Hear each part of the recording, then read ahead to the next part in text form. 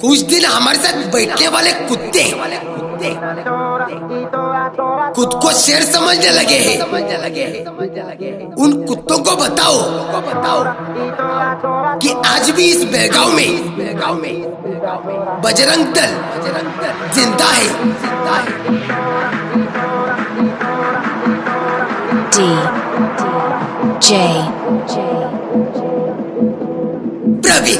प्रवीण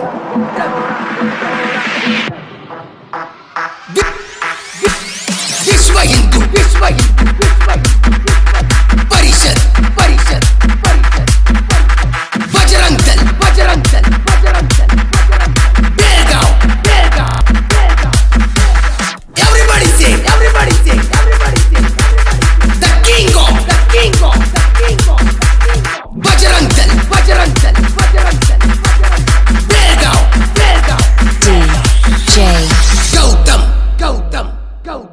गौतम हाथ में तलवार है, वाणी की भी धार है, फिर भी रहते हैं शांत, क्योंकि हम बजरंग दल के सरकार है।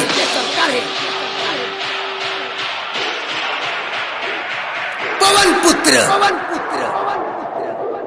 हनुमान की जय। All the motherfuckers in the place come and fly with me to outer space. विश्व हिंदू